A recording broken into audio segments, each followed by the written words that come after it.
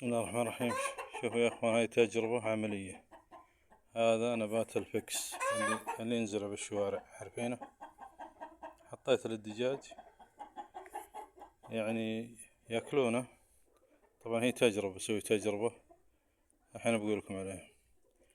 الحين شوف قاعد ياكلون بنسبة 40%، والدجاج ترى الآن شبعان، يعني ما مجوعه. فالأكل قل 40-30%. شوفوا قاعد ياكل، حتى هناك قاعد يقطعون منه. شوفوا هنا، شوف فترة التجويع ترى غير، وفترة الشبع غير، يعني الحين لازم تحطها بعين الاعتبار.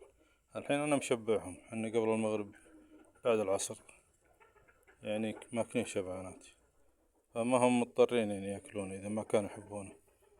لكن شوفوا في إقبال بنسبة 40% تقريبا. طيب في شغلات بقول لكم عليها.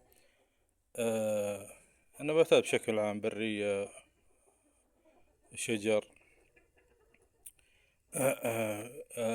البهايم بشكل عام والطيور تاكله. أحيانا هو غض طري تو طايح من شجرته أو قشعته، ياكلونه طري، وأحيانا يخلونه يابس وياكلونه. فاهمين كيف؟ عشان تخف العصارة، إذا كان عصارته ثقيلة حامضة، فإذا انقطع من أساسه 3 أيام 4، تخف العصارة هذه بحيث يصير مستساغ عند البهايم أو الطيور. فاهمين كيف؟ فأنا بجرب هذا. أول شي أعطيتهم إياه غض طري توني قاطع من الشجرة. أبي الحين نسبة الإقبال 40%. أبي أجرب أنشفه وأطحنه، زي البردقوش، زي الزعتر، يعني أطحنه شوي. عارفين زي البرسيم الناشف، خابرين اللي كنت أجيب منه شو اسمه مكعبات وأخليه، كانوا يأكلون الناشف. الحين طري، الإقبال عليه 40%. أبي أنشفه ناشف مرة وأكسره وأشوف الإقبال عليه، هل هو أكثر أو أقل. وممكن أسلقه، أخليه بالموية سلق بموية حارة وأعطيهم إياه. لأن إذا نجحت هذه الطريقة فيكون يعني غذاء سهل ومتيسر بكل مكان. تقدر تقطع من الشوارع، تقدر تقطع من بيوت، تقدر تزرعها أنت. شجرة سريعة النمو، فلكس معروفة، متحمل الحرارة درجة أولى، متحمل العطش درجة أولى. فاهمين كيف؟ فهاي تجربة نجربها أنا وياكم. الآن قلنا الطري الغض هذا الإقبال عليه 40%. نجففه وأصور لكم إن شاء الله بعدين.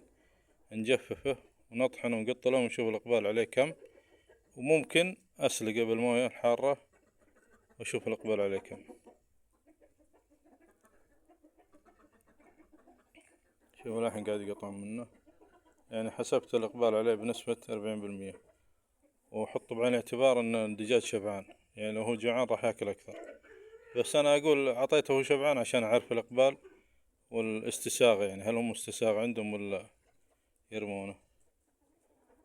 الآن قلنا 40% إذا هو طري تو مقطع من الشجرة. بعد التجفيف بشوف كم نسبة أكلهم له، وممكن أسلقه مثل ما قلت لكم، أسلقه بالموية الحارة وأعطيهم إياه وأشوف نسبة الإقبال. نشوف التجربة هذه معاكم. هذا يسمونه فيكس أو كاربس، اللي يدوم بالشوارع تشوفونه بين الشوارع. هذا هو.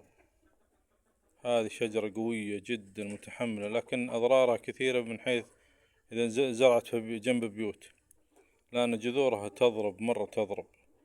إيه لو عندك مثلا خزان تضرب تدخل فيه، فخطرها بس جنب بيوت. أما بالشوارع بالحوشة بالمزارع ترى ممتازة، متحمل الحرارة، متحمل البرودة، متحمل العطش. يعني أكثر شجرة شفتها متحملة لعوامل الطقس هذه الفكس أو الكاربس الأمريكي.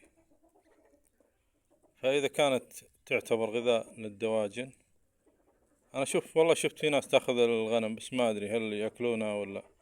لكن بجرب على الدجاج بشكل عام، وإن شاء الله مع التجربة هذه إذا ضبطت نعممها ونستفيد منها كلنا.